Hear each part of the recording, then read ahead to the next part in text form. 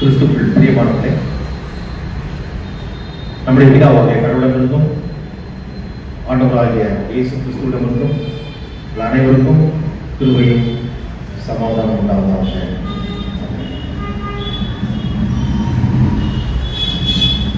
இந்த நாளிலே வேத ஆராய்ச்சிக்கு என்று தெரிந்து கொள்ளப்பட்டிருக்கின்ற வேத பகுதி சற்று நேரத்துக்கு முன்பதாக நான் வாசிக்கிட்ட அப்போஸ்தலனாகிய பவுல் கொலோசியருக்கு எழுதின நிறுவனம் 1ஆம் அதிகாரம் வசனங்கள் 1 முதல் 14 வரை.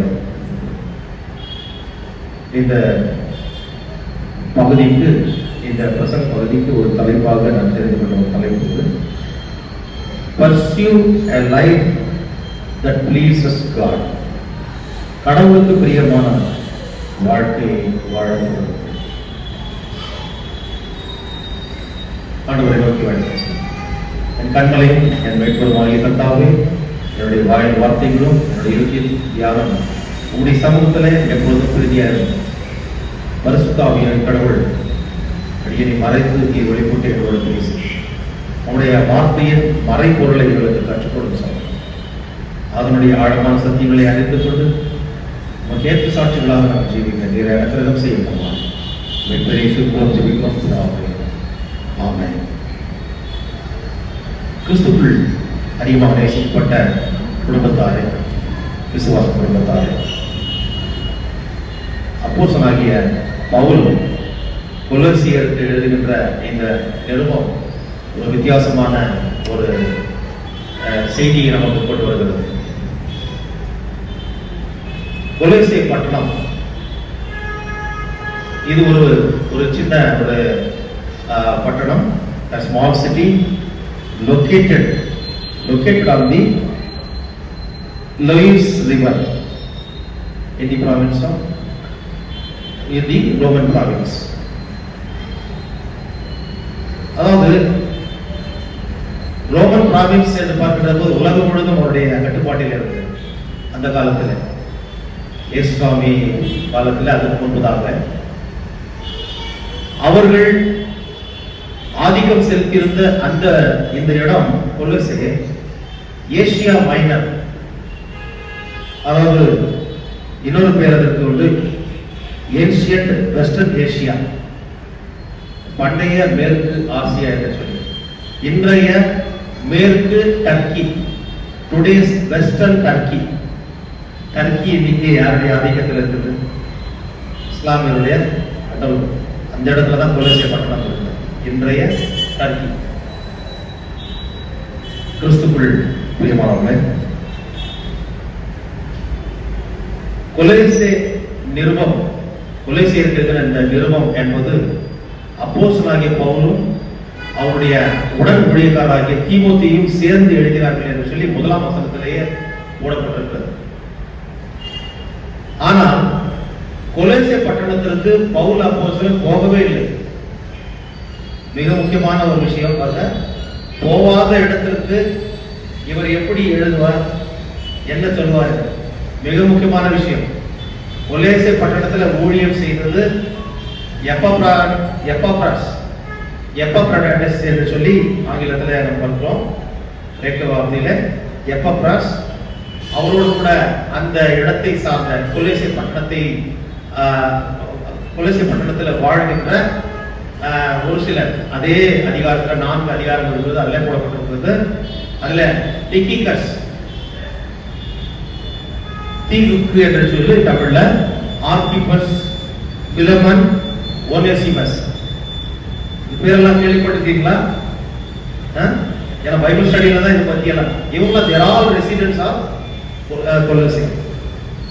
இந்த இடத்திலே அவர்கள் இருந்து சாட்சியாக, கொலோசே பட்டணத்தில் இருக்கிற மக்களுக்கு சாட்சியாக ஊழியத்தை செய்தவர்கள் இந்த எப்பப்ராஸ். அதை மிக தெளிவாக பவுல் அப்போஸ்தலன் 7ஆம் வசனத்தில் சொல்கிறார்.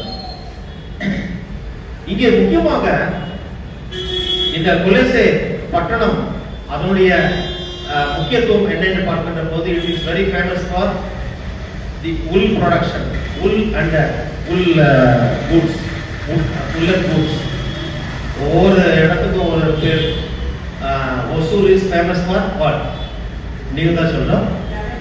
எதுமா? ஃப்ளவர்ஸ். அது போல இப்போ ராம்நகர் என்று எடுத்துக்கொண்டால் அங்க இருக்கின்ற அந்த பட்டு உற்பத்தி எதிர்த்து சோ இது போன்ற ஒரு காரியம்.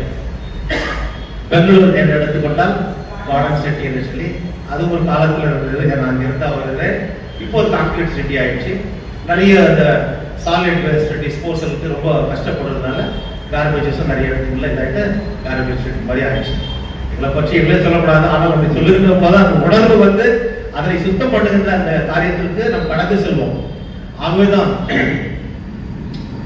இந்த காரியங்களை குறித்து பவுல் அப்போஸ்தலன் சொல்லுகின்ற போது அவருடைய நிருபங்களிலே புத்திமதிகள் அதிகமாக உண்டு. யாராவது புத்திமதி சொல்லிட்டா உடனே வந்துட்டாருப்பா புத்தி சொல்றதுக்கு அப்படின்னு சொல்லி உடனே பேச ஆரம்பிச்சிருவாங்க.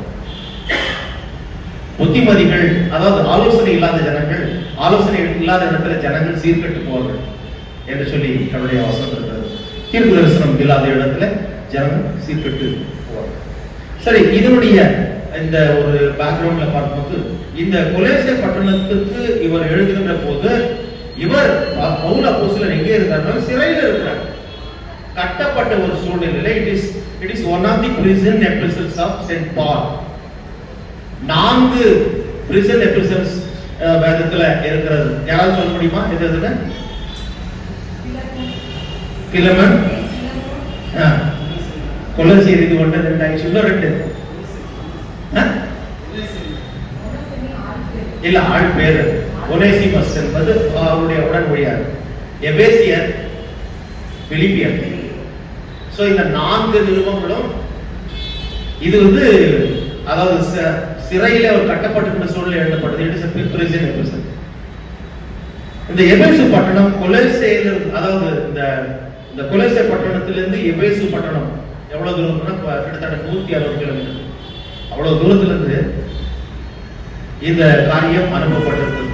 ஆனா எபேசுல போய் அவர் ஊழியம் செய்திருந்தாரு.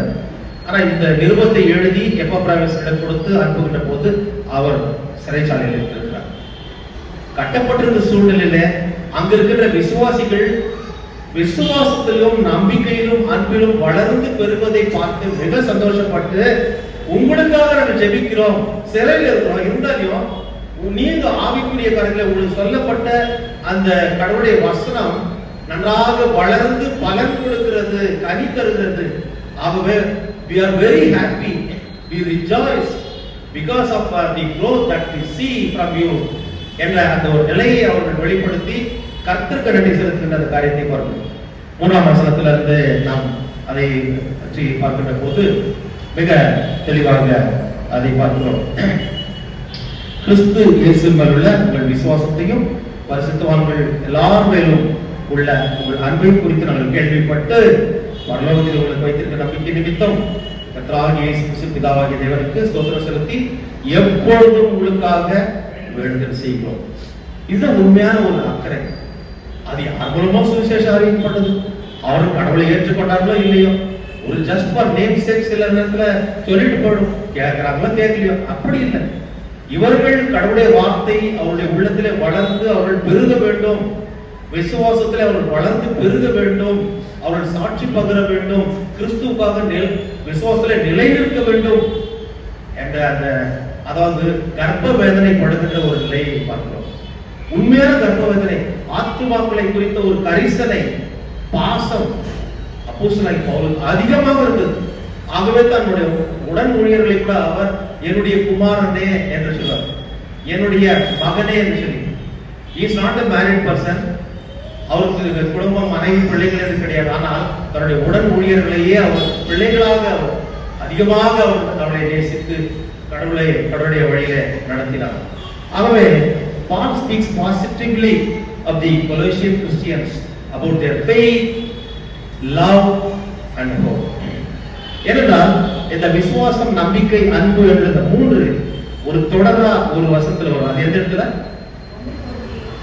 1 கொரிந்தியர் 13ஆம் அதிகாரம் கடைசி வசனத்துக்கு முந்திய வசனத்துல இப்பொழுது விசுவாசம், நம்பிக்கை, அன்பு இம்மூன்றும் நிலைத்திருக்கிறது, இவைகளில் அன்பே பெரியது. இவர்களுக்காக ஜெபிக்க வேண்டும் என்ற ஒரு அக்கறை பவுல் அப்போஸ்தலன் ஏன் வருகிறது என்றால் கிறிஸ்துவின் மேல் உள்ள அன்பு, அந்த அன்பு இவர்களிடத்திலும் இருக்கிறது இல்லையா? 3ஆம் வசனத்துல கிறிஸ்து இயேசுவின் மேல் உள்ள உங்கள் விசுவாசத்தையும் பரிசுத்தவான்கள் எல்லார் மேலும் உள்ள அன்பையும் குறித்து நாங்கள் கேள்விப்பட்டோம். ஆறாம் வசனத்தில் அந்த நம்பிக்கை குறித்து நீங்கள் முன்னமேயே சத்தியவசனமாகிய சுவிசேஷத்துல கேள்விப்பட்டீர்கள். சோ இங்க அந்த நம்பிக்கை, விசுவாசம், அன்பு, விசுவாசம் என்ற அந்த காரியம் வருது. இவர்களுக்கு அந்த ஒரு கிறிஸ்துவை விசுவாசிக்க வேண்டும் என்ற ஒரு எண்ணம் வருகிறது என்றால் அது சாதாரணமாக வராது. ஒரு சொல்ல வேண்டும். ஆகவே பவுல் அப்போஸ்தலன் கூட கிறிஸ்துக்கு விரோதமாக அவர் இருந்தார். கடவுள் சந்தித்த பிறகு கிறிஸ்துவுக்காக தன்னை முழுமையாக ஒப்பு கொடுத்து கிறிஸ்துவுடைய அன்பு அவரை நெருக்கி ஏவினதுனால போய் எல்லா இடத்திலும் உயிரே பணமும் பரவாயில்லை என்று சொல்லி அவர் சாட்சி பகர்ந்தார். ஆகவே அப்பேற்பட்ட ஒரு அன்பை ஒரு இடத்திலும் நாம் பார்க்கிறோம். அன்போடு கூட போய் தன்னுடைய சக மக்கள் எல்லாரும் இந்த கிறிஸ்துவனுடைய அன்பை ஏற்றுக்கொள்ள வேண்டும் என்று சொல்லுகிற போது அவர்கள் ஏற்றுக்கொள்கிறார்கள், கேள்விப்படுகிறார்கள். கேள்விப்படுகிற போது விசுவாசிக்கிறார்கள். விசுவாசத்துக்குள்ளாக நடத்தப்படுகின்ற அந்த ப்ரோசஸ் தான் அதனுடைய ஆரம்ப கட்டம் தான் நம்பிக்கை. எஸ், என்னை விசாரிக்கக்கூடியவர் ஒருவர் உண்டு, என் மேல் பாசம் வைக்கக்கூடியவர் ஒருவர் உண்டு, என் மேல் மனதுருக்கமுடையவர் ஒருவர் உண்டு, எனக்காக ரத்தம் சிந்தி என்னை மீட்டுக் கொண்டவர் என்று ஒன்று உண்டு, அவர் என்னை மறவார், என்னுடைய ஜபத்தை கேட்பவர், என்னை பரலோகத்தில் கொண்டு போய் சேர்ப்பவர் என்ற ஒரு நிலைப்பாடு அவர்களை அதிகமாய், அதாவது அதில் அவர் வளர ஆரம்பிக்கின்ற போது விசுவாசத்தை நோக்கி அவர் பயணிப்பார்கள். அதில் வளர்ந்து பெறுகின்ற ஒரு காரியத்தை பார்க்கிறோம். 3 விஷயங்கள் முக்கியமாக. முதலாவதாக, Paul appreciates the faith of Colossians. Paul praises and thanks God for the believers of Colossae for their hope, faith and love. So இதுல அந்த விசுவாசம் என்பது கிறிஸ்துவின் மேல் அவர்கள் வைத்த ஒரு விசுவாசம். இந்த விசுவாசம் என்பது அவருடைய சக ஊழியர்கள் காட்டின அன்பினாலே வந்த ஒரு காரியம். பவுல் அப்போஸ்தலன் போகவே இல்லை. எபப்ராஸ் என்பவர் மிக ஒரு அதாவது பலவீனமானவர்.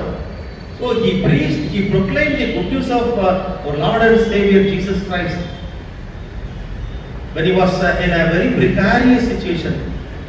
எப்பேற்பட்ட ஒரு பரிதாப நிலையில் இருந்தார்னா எபப்ராஸ், he was in a dying stage. மரிக்கின்ற தருவாயில கூட அவர் போய் கடவுளுடைய ஊழியத்தை அவர் செய்தார்.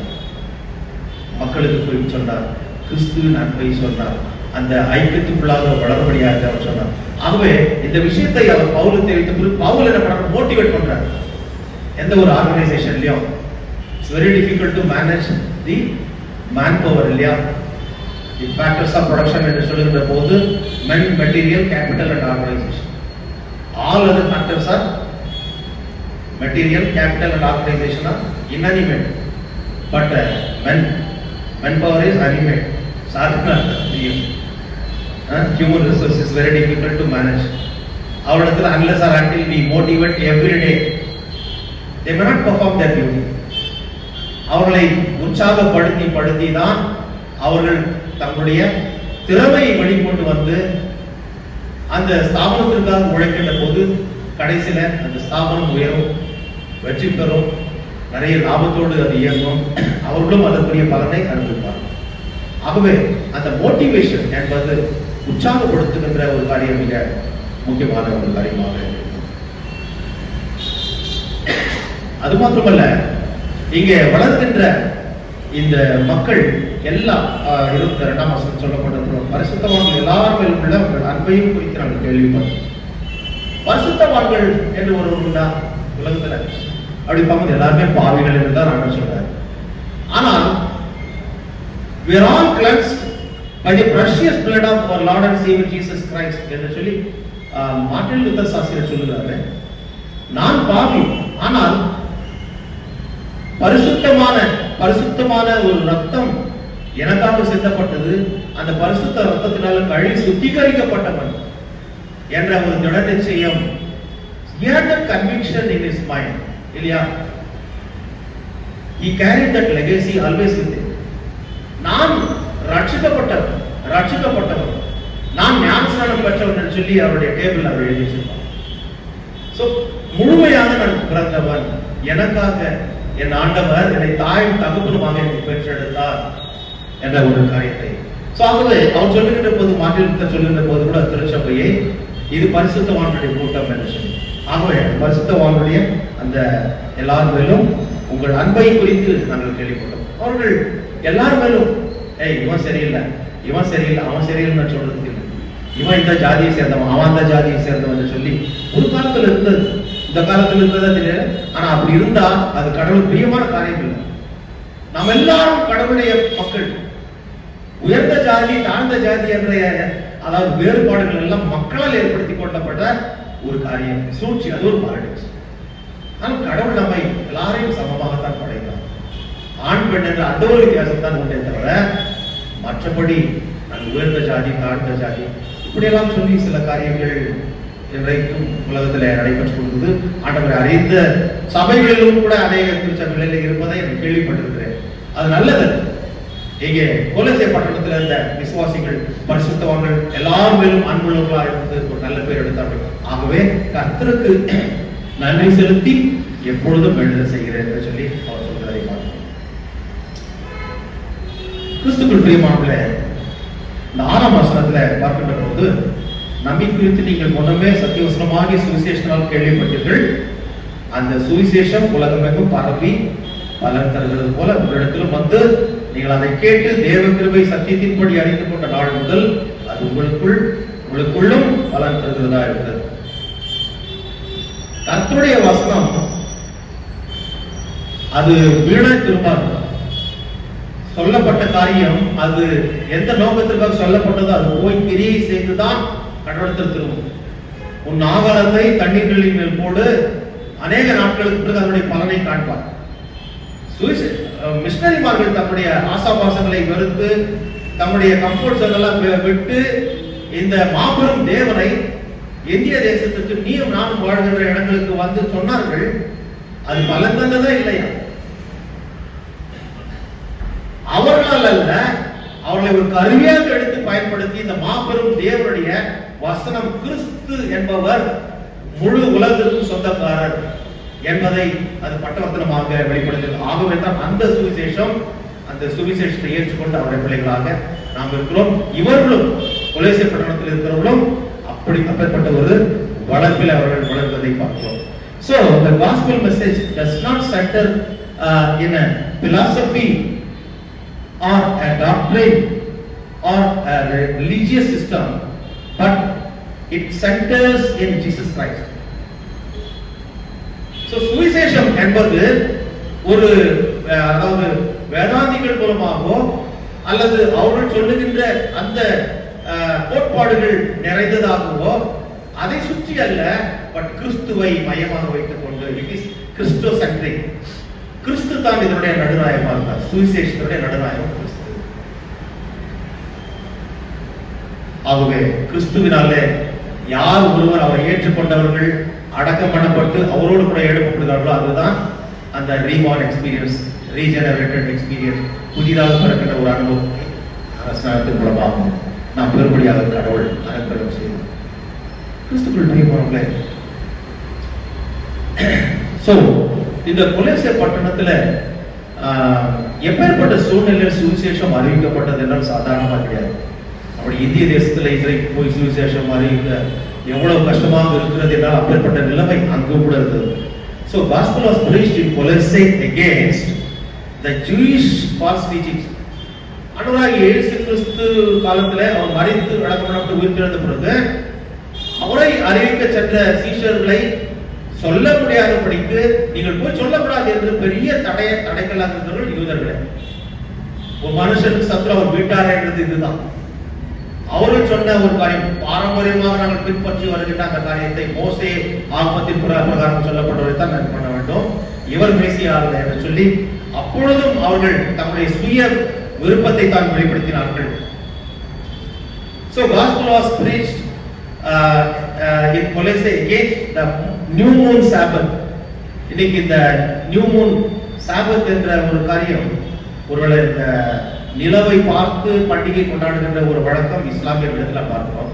ஆனால் அந்த காலத்துல இது அவர்கள் இன்னொரு இடத்துல கற்றுக்கொண்ட காரியம் தான்.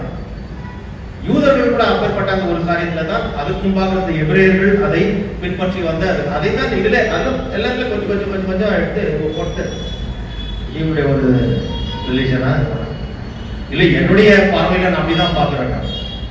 கிறிஸ்துக்குள் பிரியமானவர்களே, அடுத்ததாக ஏஞ்சல் வர்ஷிப் என்று சொல்லி அந்த காலத்துல ஏசாவுடைய காலத்துல, அதாவது தேவதூதர் வணக்கம் என்று சொல்லி தேவதூதர்கள் மூலமாகத்தான் ஜபத்தை ஏற்படுத்தும் என்று சொல்ற ஒரு சில காரியங்கள், அதுவும் ஒரு அபிமானின் மூலமாகத்தான் ரபைனிக்கல் ஏஞ்சியாலஜி என்று சொல்லி. அடுத்ததாக சாதாரணமான சூழ்நிலை சுவிசேஷம் அறிவிப்புள்ள மிஸ்டிசிசம் என்பது இருந்தது, அதாவது ஆவி வணக்கம். நம்முடைய இந்திய நாட்டில் கூட இப்பொழுது பார்க்கின்ற கடவுள்கள் என்று சொல்லப்படுகின்ற 30 முக்கோடி கடவுள்கள் அல்ல. ஆதி காலத்திலே அதற்கு முன்பதாக ஏன்சியன்ட் கான்டெக்ஸ்ட், ஒரிஜினல் கான்டெக்ஸ்ட் என்று பார்க்கும்போது அவர்களால் ஆவி வணக்கத்தை அவர் பின்பற்றினார்கள். அது அங்கிருந்து வந்து சென்ட்ரல் ஏசியாவில் வந்ததுதான். They are invaders என்பது நாம் நன்றாக தெரியும், மாறியவர்கள். சோ அந்த மிஸ்டிசிசம், ஆவி வணக்க நிலை, தங்களை அர்ப்பணித்துக் கொள்கிற அந்த ஆவி முன்பாக தங்களை ஒப்புக் கொடுக்கின்ற அந்த காரியம் அதிகமாக இருந்தது. அதன் மத்தியில தான் இந்த சுவிசேஷம் அறிவிக்கப்படும். சாதாரண விஷயம் இல்லை. அவர்கள் எல்லாம் கடந்து போய் ஜீவனோட தேவனை அறிவிப்பது சாதாரண விஷயம் இல்லை. அடுத்ததாக அசெட்டிசிசம் ஆஃப் தி எஸ்ஸின்ஸ். சிலர் ரொம்ப பரிசுத்தமாக இருக்க வேண்டும் என்று சொல்லி எஸ்ஸின் என்ற ஒரு குழு, ஒரு குரூப் இந்த இஸ்ரவேல் குடும்பத்திலேயே இருந்தது. இஸ்ரவேல் குடும்பத்தில் பார்க்கின்ற போது பல பிரிவுகள், ஏசாமிக்கு முன்பாக ஒரு 100-200 ஆண்டுகளுக்கு முன்பதாக பல பிரிவுகளாக பிரித்தார்கள். அதுல தான் அதாவது செக்டேரியன் குரூப்ஸ் என்று சொல்லி பரிசேயர்கள், சதுசேயர்கள், செலாட்ஸ் என்று சொல்லி ஆயுதம் ஏந்தி ரோம சாம்ராஜ்யத்துக்கு விரோதமாக அவர்கள் போர்க்குரல் எழுப்பினவர்கள், போராடினவர்கள், ரோம சாம்ராஜ்யத்தை ஒடுக்கிவிட வேண்டும் என்று நினைத்தவர்கள். இன்னொரு குழு எஸ்ஸின்ஸ் என்றவர்கள், எங்களுக்கு யாருக்கும் பிரச்சனையா வேணாம்ப்பா, நீ போய் பாலிடிக்ஸ் பண்றியா, நீ பரிசெய்ய, நீ சதுசேய, நீ போ, அவங்க கிட்ட போய் டைப் வச்சுக்கோ, பொலிட்டிக்கல் டைப் வச்சுக்கோ, ஆனா எங்களுக்கு தேவை, எங்களுக்கு கடவுள் போதும், நாங்க எங்களை ஒடுக்கி, அதான் அசெட்டிசிசம் என்பது சொல்லி செல்ஃப் டிசிப்ளின், செல்ஃப் சரண்டர், ஒரு கடுமையான நோன்புகள், உண்ணாவிரதம் இருந்து, உபவாசம் இருந்து. அதாவது மார்ட்டின் லூத்தர் கர்த்தர் கூட பாத்தீங்கன்னா நீங்க, அதாவது கடவுள்கிட்ட போகும்போது அந்த பர்கேட்ரி என்ற அந்த இடத்துல காத்து இருப்பாங்க. நீங்க அந்த காணிக்க விழுற அந்த சத்தம் கேட்ட உடனே அவங்க டங்கு இதுல போயிடுவாங்க, மோட்சத்துக்கு போயிடுவாங்க சொல்லி இப்படியெல்லாம் பண்ணது. அதனால அதெல்லாம் போயிது போனோம்னா தங்களை வருத்தி கொள்ளுகின்ற, பிச்சை எடுக்கின்ற காரியங்களாக கூட மார்ட்டின் லூத்தர் சாஸ்திரி செய்திருக்கிறார். அது போல கடுமையாக நோன்புகள் எடுத்து முட்டி முழங்கால அந்த படிக்கட்டு எல்லாம் நடக்கிறது. இது போன்ற காரியங்கள் எல்லாம் இருந்த ஒரு சூழ்நிலை அசெட்டிசிசம். அடுத்து கிரீக் பிலாசபி. எனக்கு ஒரு பெரிய பிலாசபர்ஸ் என்று சொன்னால நல்லா தெரியும், கிரேக்க நாட்டிலிருந்து வந்த பிலாசபர்ஸ் தான். அரிஸ்டாட்டில் எடுத்துக்கினா போதும், பிளாட்டோ எடுத்துக்கினா சொன்ன சாக்ரட்டிஸ் என்று சொல்லி எவ்வளவு பேர் அதர்ஸ் எல்லாம் அவங்களுக்கு அந்த லாங்குவேஜ் பெரிய விஷயமா இருக்கு. இதன் மத்தியில போய் ஜீவனோட தேவன் இயேசு என்று சொல்கின்ற போது எப்படி எந்த விதமான அப்போசிஷன் நம்ம சந்திச்சிருக்கோம். ஆனால் அவர்கள் அந்த விசுவாசத்தில் வளர்ந்து பெருகும்படியாக சுவிசேஷம் அவர்களை அன்பினாலே ஆக்கிரமித்துக் கொண்டது. அடுத்தது நாஸ்டிசிசம் என்று சொல்லி ஞான மார்க்கம் என்று பார்க்கின்ற போது இங்கே கூட பவுல் அப்போஸ்தலர் நாட்டில் பொல்லாதவைகளாக இருக்கின்றபடினால நீங்கள் காலத்தை பிரயோஜனப்படுத்திக் கொள்ளுங்கள் என்று சொல்லி இங்கே 9ஆம் வசனத்தில் நம்ம பார்க்கும்போது, இதே நிமித்தம் நாங்கள் அதை கேட்டு நான் முதல் உங்களுக்காக இடைவிடாமல் ஜெபம் பண்றோம், நீங்கள் எல்லா ஞானத்தோடும் ஆவிக்குரிய விவேகத்தோடும் அவருடைய சித்தத்தை அறிகிற அறிவினாலே நிரப்பப்படவும். ஆகவே knowledge is very very important. உலக பிரகாரமாக அறிந்து கொள்கின்ற காரியம் அல்ல, கர்த்தரை அறிந்து கொள்கின்ற ஞானம். அறிவுக்கும் ஞானத்துக்கும் உள்ள வித்தியாசம் அதுதான். உலக பிரகாரமா எல்லாருமே ஞானம், அறிவு கொடுக்கப்பட்டிருக்கிறது, நாலேஜ். ஆனால் அந்த நாலேஜ் கம்ஸ் ஃப்ரம் காட் இல்லையா? இமேஜ் ஆஃப் காட் என்று பார்க்கும்போது கர்த்தர், அந்த அறிவு என்பது கர்த்தரோடு வருது. அவரிடத்துல பெறப்பட்ட ஒரு ஈவுன்னு தான் சொல்ல முடியும், இல்ல பரிசுன்னு தான் சொல்லுவோம். இன்னும் எக்ஸ்ட்ரீமா போனா பிச்சை என்று சொல்லலாம். நீங்க நிறைய பேர் படிச்சோம், கடவுள் இல்லைன்னா கடவுள் என்ன சொல்ல முடியும்? அந்த ஞானத்தை கொடுத்தது கடவுள் தான், பெரிய பெரிய ஞானிகள். ஆகவே கடவுள் கொடுத்த அந்த ஞானத்தை நாம் பயன்படுத்தி உலகத்தை வாழ வேண்டும் என்று சொல்லி கடவுள் அதிகமாக விரும்புவது. கிறிஸ்துவுக்குள் பிரியமானவர்களே,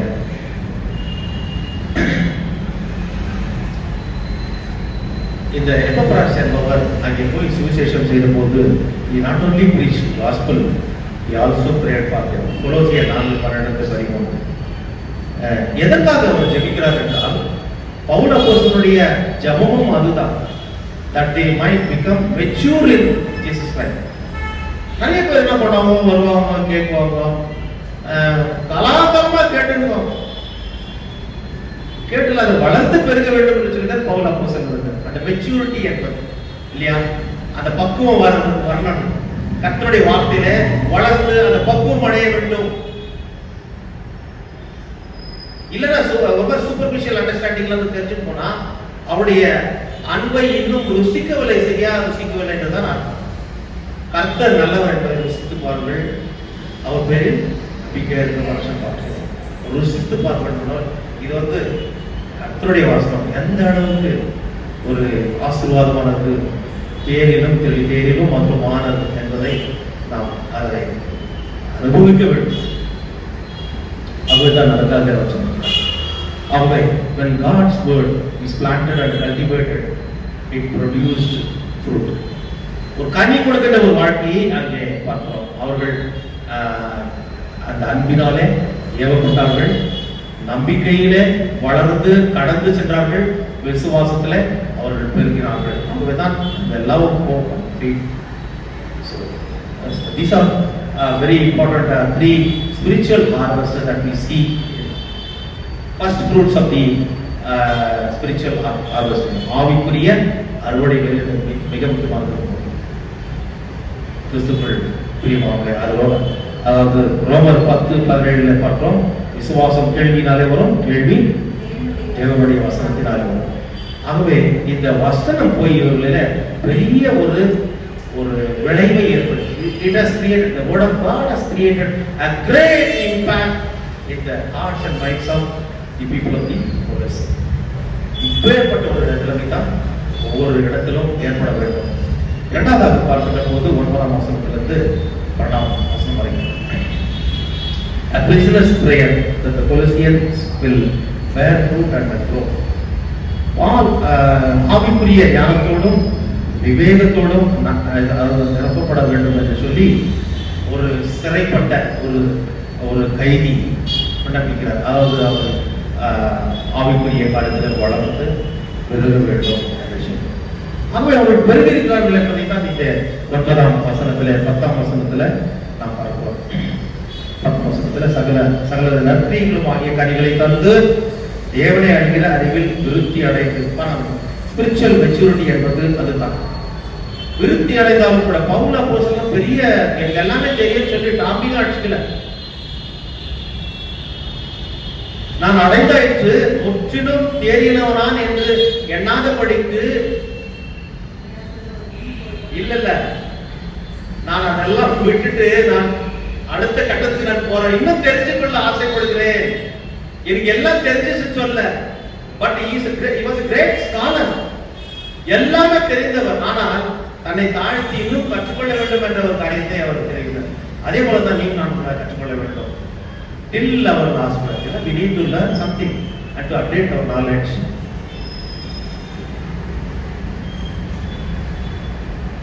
So he wanted them to have all wisdom.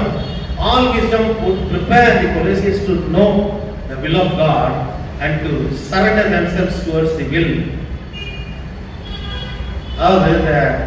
Charles Spurgeon ஒரு பிரசித்தி பெற்ற ஊழியர் சொல்லும், ஸ்பிரிச்சுவல் இன்டெலிஜென்ஸ் என்பது உலக பிரகாரமான காரியம் அதல்ல, ஆவிக்குரிய காரியத்திலே அந்த விவேகமும் ஞானத்தையும் பெற வேண்டும்.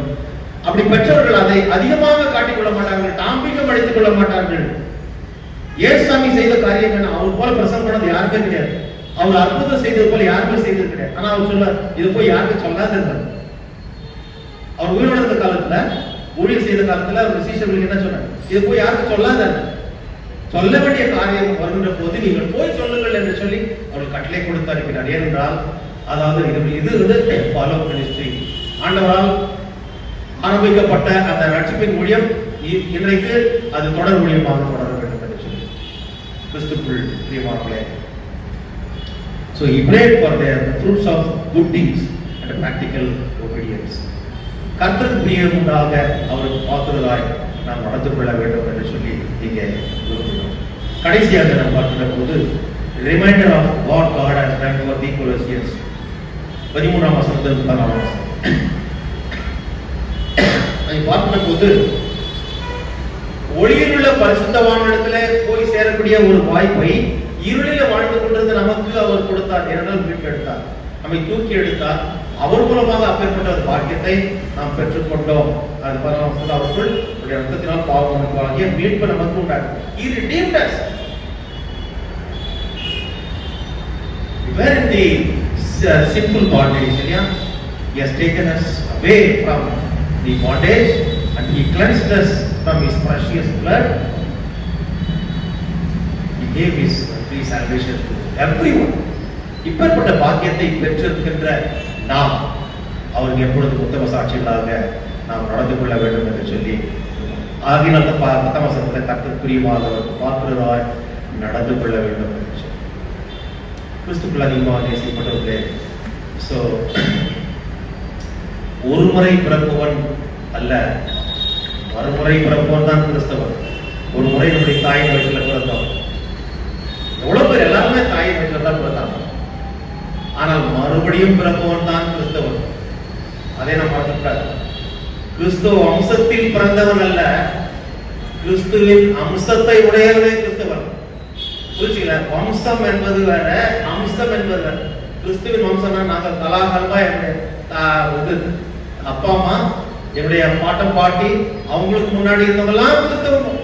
அந்த பரம்பரையில் வந்து பார்ன் கிறிஸ்டியன், பார்ன் லுத்தரன் இதெல்லாம் நம்ம சொல்லிக்கிறோம். These are our claims. ஆனால் அதுல கிறிஸ்துவின் குணாதிசயம், கிறிஸ்துவின் அம்சம் இருக்க வேண்டும். அதான் உண்மையான கிறிஸ்தவன்.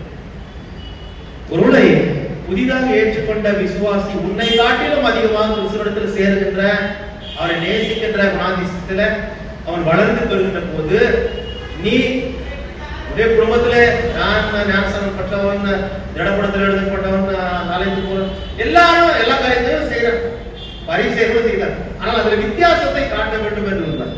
ஆகவே நான் ரட்சிக்கப்பட்டிருந்தாலும் முடிவு வரை நிலைத்திருப்பதை ரட்சிப்பேன். So we need to, we must and should maintain this faith till our last breath. அப்பொழுதுதான் அவர் உண்மையை ஒத்துக்கொள்ள வழிகாட்டினேன். நம்மளாம் ஊழியம் செய்யதான் அவர் வந்திருக்கோம். நீ கொஞ்சத்துல உண்மையா இருந்தா நேகத்துக்கு அதிகாரியா மாற்றணுமா முடியாது. ராஜாவுடைய இளைப்பாறுதல சந்தோஷத்தில் பங்கு பெறுன்னு சொல்லி பரலோகத்துக்கு நம்ம அழைக்கிறோம். ஆகவே கிறிஸ்துவுக்குள் பிரியமானவர்களே, இந்த பாக்கியத்துல பங்கு பெற இன்றைக்கு கடவுள் நம்ம அழைத்தார். திருச்சபையே, நீயும் நாம் அவராலே போஷிக்கப்பட்டவர்கள், போதிக்கப்பட்டவர்கள், வளர்க்கப்பட்டவர்கள், அவராலே வாழ்ந்து கொண்டிருக்கிறவர்கள், அவராலே அவரோடு நித்திய காலமாக வாழ அழைக்கப்பட்டவர்கள். ஆகவே அந்த நிலைமையை நம்முடைய மனதிலே நிறுத்தி கொண்டு அவருக்கு ஏற்ற சாட்சிகளாக தொடர்ந்து ஜீவிக்க கடவுள் தாமே அனுக்கிரகம் செய்வாராக. ஆமே. எல்லாரும் தெய்வீக சமாதானம் நம்முடைய இருதயங்களையும் சிந்தனை கிறிஸ்து இயேசுவுக்குள் நம்மை பலப்படுத்தினார்.